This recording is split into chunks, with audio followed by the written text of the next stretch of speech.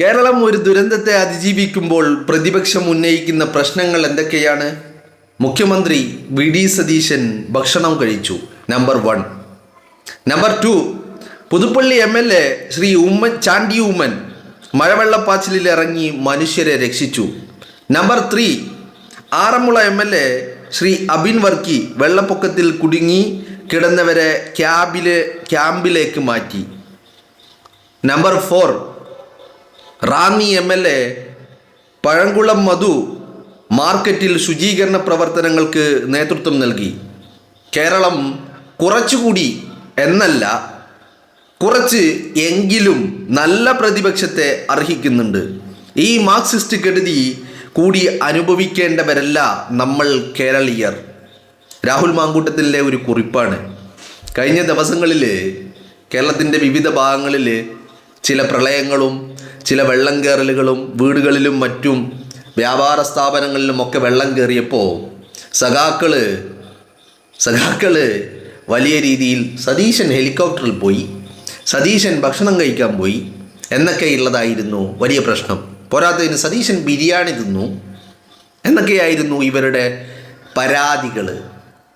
ഇപ്പം രാഹുൽ പറയുന്നത് കുറച്ചുകൂടി നല്ല എന്നല്ല, കുറച്ചുകൂടി നല്ലത് എന്നല്ല, നന്മ ഇല്ല, നന്മ തീരെ ഇല്ല ഇവരുടെ അടുത്ത്. കുറച്ചെങ്കിലും നന്മ തൊട്ട് തീണ്ടിയിട്ടില്ല. നന്മ ഇവരെ സംബന്ധിച്ചിടത്തോളം ഇവരുടെ അടുത്ത് കൂടി പോയിട്ടില്ല.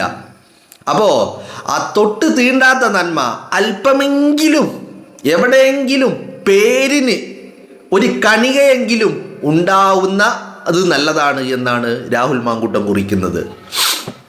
അല്ലേ? നിങ്ങളൊന്ന് ആലോചിച്ച് നോക്ക്. ഈ കഴിഞ്ഞ 2, 3, 4 ദിവസമായിട്ട് കേരളത്തിലുണ്ടായ പലയിടങ്ങളിലും ഇപ്പോൾ വളരെ സേഫായിട്ടുണ്ട്. ചിലയിടങ്ങളിൽ മാത്രമാണ് ഇപ്പോൾ വെള്ളം കയറിയത്, ഇറങ്ങാതെയൊക്കെ ബുദ്ധിമുട്ടുള്ളത്. വലിയ ഇടപെടലുകൾ സർക്കാർ നടത്തുന്നു. സർക്കാർ വലിയ ആശ്വാസങ്ങൾ നൽകുന്നു. ക്യാമ്പുകളിൽ വീടുകളിലേക്ക് തിരിച്ചു പോകുന്നവർക്ക്, അവരുടെ ക്ലീനിങ് പ്രോസസ്സുകൾക്ക്, പരിക്കേറ്റവർക്കുള്ള ചികിത്സയിൽ, അങ്ങനെ എല്ലാ അർത്ഥത്തിലും കേരളത്തെ സതീശൻ ഇങ്ങനെ നെഞ്ചോട് ചേർത്തങ്ങ് പിടിച്ചു. ജനം ഹാപ്പിയാണ്. പ്രതിപക്ഷത്തെ സംബന്ധിച്ചിടത്തോളം ഒന്നും പറയാനില്ല എന്ന് മാത്രമല്ല, പിണറായി വിജയൻ മുഖ്യമന്ത്രിയായിരുന്ന കാലത്ത് പിണറായി വിജയൻ പറഞ്ഞുകൊണ്ടിരുന്നത് എന്താ? നിങ്ങൾ ദുരന്തം വരുമ്പോഴാണോ രാഷ്ട്രീയം പറയുന്നത്? രാഷ്ട്രീയം ദുരന്തം വരുമ്പോഴാണ് പറയേണ്ടത്, അല്ലേ? അന്ന് ആരും രാഷ്ട്രീയം പറഞ്ഞില്ല, എന്നിട്ട് കൂടി ദുരന്തം വരുമ്പോഴാണോ നിങ്ങൾ രാഷ്ട്രീയം പറയുന്നത് എന്നാണ് ആര് ചോദിച്ചത്? പിണറായി വിജയൻ ചോദിച്ചത്. ഏതുപോലെ നരേന്ദ്രമോദിയോട് ചോദ്യങ്ങൾ ചോദിക്കുമ്പോൾ നിങ്ങൾ രാജ്യത്തിനെതിരെ കലാപമുണ്ടാക്കുകയാണോ, നിങ്ങൾ രാജ്യദ്രോഹികളാണ് എന്ന് പറയുന്ന അതേ ഒരു ശൈലി, അതേ രീതി.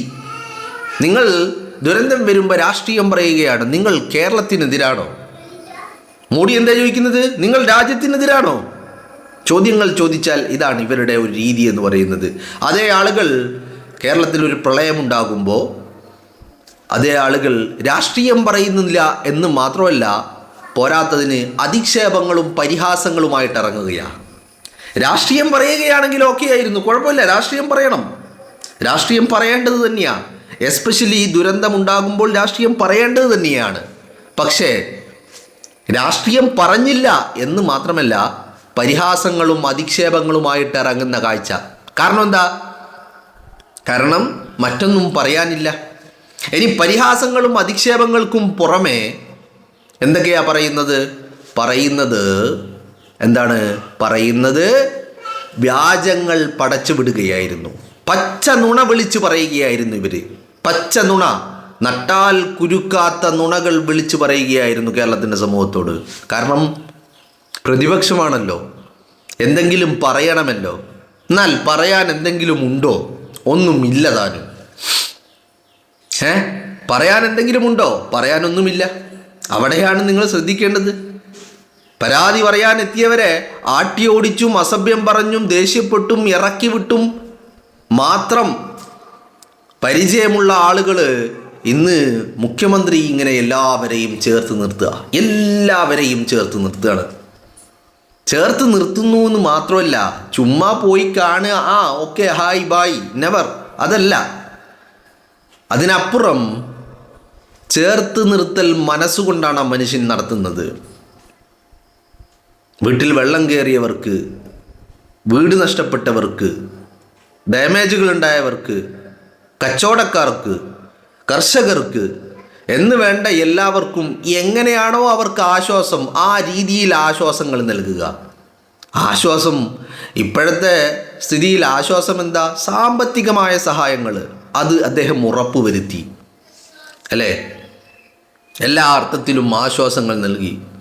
വീട് ക്ലീൻ ചെയ്യാൻ പോലും 10,000 രൂപയുടെ ആശ്വാസങ്ങൾ, സഹായം നൽകി. നിങ്ങളൊന്ന് ആലോചിക്കണം, ഇതൊന്നും മുൻപ് കണ്ടിട്ടില്ലാത്തതാണ്. മുൻപ് എന്തായിരുന്നു? മുൻപ് പ്രളയമുണ്ടാകും, അപ്പോഴേക്കും സഖാക്കൾ ബക്കറ്റ് എടുത്ത് ഇറങ്ങും, ബക്കറ്റ് പിരിവ് നടത്തും, പിരിവ് നടത്തി സ്വന്തം പോക്കറ്റിലേക്ക് ഇടും, കുറേ ഇവറ്റകൾ നക്കും, ബാക്കിയുള്ളത് പോക്കറ്റിലിടും. ഇതെന്നെ പരിപാടി. ഇതായിരുന്നല്ലോ മുമ്പത്തെ പരിപാടി. പക്ഷേ ഇന്ന് അതല്ല അവസ്ഥ. ഇന്ന് വളരെ കൃത്യമായി കേരളത്തെ വളരെ വളരെ പരിഗണിച്ചുകൊണ്ട്, ഒരു കൺസിഡറേഷൻ നൽകിക്കൊണ്ട് കേരളത്തെ മുന്നോട്ട് കൈപ്പിടിച്ച് നടത്താൻ വി.ഡി. സതീശനുണ്ട് എന്നുള്ളതാണ്, അല്ലേ? നമ്മൾ കണ്ടു പിണറായി വിജയനും MP രാജേഷും തങ്ങളുടെ അടുത്തേക്ക് പരാതി പറയാൻ വന്ന ആളുകളെ ആട്ടി ഓടിക്കുന്നത് നമ്മൾ കണ്ടില്ലേ? കണ്ടു. അപ്പോൾ അവിടെ നിന്നാണ് ഇത്തരത്തിൽ വളരെ കൃത്യമായ പ്രവർത്തനങ്ങളിലൂടെ വി.ഡി. സതീശൻ മുന്നോട്ട് പോയിക്കൊണ്ടിരിക്കുന്നത്. അപ്പോൾ ഇവരെ സംബന്ധിച്ചിടത്തോളം എന്താണ് പ്രശ്നം? രാഹുൽ പറഞ്ഞ പോലെ ഒന്ന് സതീശൻ ഭക്ഷണം കഴിക്കുന്നു. ഏത് 2018 പ്രളയമുണ്ടായപ്പോൾ പിണറായി തമ്പുരാൻ പട്ടിണി കിടക്കുകയായിരുന്നു, അല്ലേ? 2018 പ്രളയത്തിന് ശേഷം തമ്പുരാന് കേരളത്തെക്കുറിച്ച് ആലോചിച്ചിട്ട് തമ്പുരാന് ഒരു വറ്റ് ഉള്ളിലേക്ക് ഇറങ്ങിയിട്ടില്ല. കഞ്ഞീൻ്റെ വെള്ളം മാത്രം ഇങ്ങനെ ഇറക്കിയിരുന്നു, ഒരു വറ്റ് പോലും അങ്ങോട്ട് ഇറങ്ങൂലായിരുന്നു. കാരണം കേരളത്തെക്കുറിച്ച് ആലോചിച്ചിട്ട്, അല്ലേ? നിങ്ങൾ കണ്ടില്ലേ തമ്പുരാൻ്റെ കോലം? കണ്ടില്ലേ? ക്ഷീണിച്ച് ക്ഷയിച്ച് എണീറ്റ് നടക്കാൻ പോലും കഴിയാത്ത അവസ്ഥയിലേക്ക് തമ്പുരാൻ എത്തിപ്പെട്ടു. എന്താ കാരണം? കേരളത്തോട് അത്രമാത്രം സ്നേഹമായിരുന്നു. തമ്പുരാൻ പട്ടിണി കിടക്കുകയായിരുന്നു. മനസ്സിലാക്കണം നിങ്ങൾ. പിന്നെന്താ പറയുന്നത്? ചാണ്ടി ഉമ്മൻ വെള്ളത്തിൽ ചാടുകയാണ്. വെള്ളത്തിൽ ചാടാൻ പാടില്ല. ചാണ്ടി ഉമ്മൻ വെള്ളത്തിൽ ചാടുന്നു, വെള്ളത്തിൽ ചാടുന്നത് വലിയ കുഴപ്പമാണ് എന്നാ പറയുന്നത്. അബിൻ വർക്കി എല്ലാവരെയും വേഗം ക്യാമ്പിലേക്ക് എത്തിക്കുന്നു. വലിയ കുഴപ്പമാണ്, വലിയ പ്രശ്നമാണ്. ഇപ്പുറത്തിനോ പഴംകുളം മധു ക്ലീനാക്കാൻ ഇറങ്ങുന്നു. അങ്ങാടി ക്ലീനാക്കുകയാണ്. എല്ലാം പ്രശ്നം തന്നെ, പ്രശ്നത്തോട് പ്രശ്നം. പ്രതിപക്ഷമാണത്രേ പ്രതിപക്ഷം. നിങ്ങളൊന്ന് ആലോചിച്ചു, ഇതാണോ പ്രതിപക്ഷം? ഇങ്ങനെയാണോ പ്രതിപക്ഷം? ഇത് പോരാത്തതിന് പ്രതിപക്ഷം ഈ പറയുന്ന തോറ്റ ക്രിമികീടങ്ങളുണ്ടല്ലോ. ഏത്? Sivankutty, MP Rajesh, P Rajeev, R Bindu, Veena George തുടങ്ങിയ 8 നിലയിൽ മൂഞ്ചിയ സഖാക്കൾ, പിണറായി വിജയൻ്റെ വാഴ്ത്തുപാട്ടുകാർ. ആ വാഴ്ത്തുപാട്ടുകാർ പിണറായി വിജയൻ പിണറായി തമ്പുരാൻ ഉണ്ടായിരുന്നെങ്കിൽ.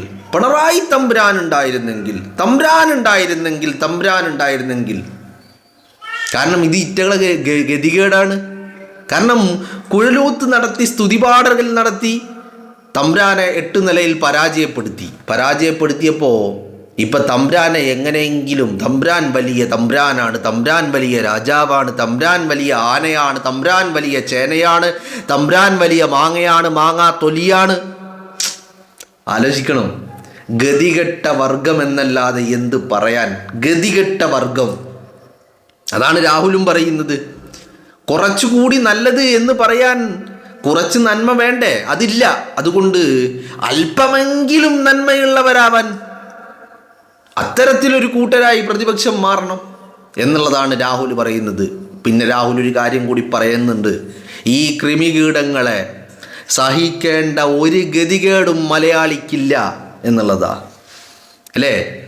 ഈ മാർക്സിസ്റ്റ് കെടുതി അനുഭവിക്കേണ്ടവരല്ല നമ്മൾ എന്നാണ് രാഹുലിൻ്റെ പക്ഷം. വളരെ കൃത്യമല്ലേ? ഈ ഗതികെട്ടവന്മാരെ നമ്മൾ ചുമക്കുന്നത് എന്തിനാ? കേരളം ചുമക്കുന്നത് എന്തിനാ? മലയാളി ചുമക്കുന്നത് എന്തിനാ? ഇന്നലെ ഞാൻ നിങ്ങളുമായിട്ടൊരു വീഡിയോ പങ്കുവച്ചിരുന്നു. എന്താണ്? സോഷ്യൽ മീഡിയയിൽ ഈ കൃമികീടങ്ങൾ ശപിക്കുകയാണ് കേരളത്തെ ശപിക്കുക. എന്താ കാരണം? പിണറായി തമ്പുരാനെ അടിച്ച് പുറത്താക്കി ആ കേരളം നശിച്ചു പോകട്ടെ, നമ്മളാരും എവിടെയും പോകരുത്, ഒരു സഹായവും ചെയ്യരുത്. ഇവരാരെങ്കിലും വിളിച്ചടോ സഹായിക്കാൻ? ഇവർ പോലും ജീവിക്കുന്നത് ഇപ്പോൾ കേരളത്തിൻ്റെ സഹായം കൊണ്ടാണ്. അപ്പോൾ ഇവർ പറയുന്നത് എന്താ? നമ്മൾ ആരും പോകരുത്, ഒരു സഹായം ചെയ്യരുത്, നശിച്ചു പോട്ടെ, പിണറായി തമ്പുരാൻ ആട്ടി ഇറക്കിയതാ എന്ന് പറഞ്ഞാൽ പിണറായി തമ്പുരാൻ്റെ ആ തോൽവി ഉണ്ടല്ലോ, അത് ഇവരെ വല്ലാതെ അസ്വസ്ഥതപ്പെടുത്തുന്നുണ്ട് എന്നുള്ളതാ. അപ്പോൾ ഇവർ പറയുന്നത് നമ്മളെ വേണ്ടാത്ത കേരളത്തിന് നമുക്കും വേണ്ട കേരളത്തെ എന്നാണ്. വേണ്ടടോ, നിങ്ങൾ ആർക്ക് വേണം? നിങ്ങളെയും വേണ്ട കേരളത്തിന്. കൃമികീടങ്ങൾ കേരളത്തിനൊരു ബാധ്യതയായി മാറുകയാണിപ്പോൾ എല്ലാ അർത്ഥത്തിലും.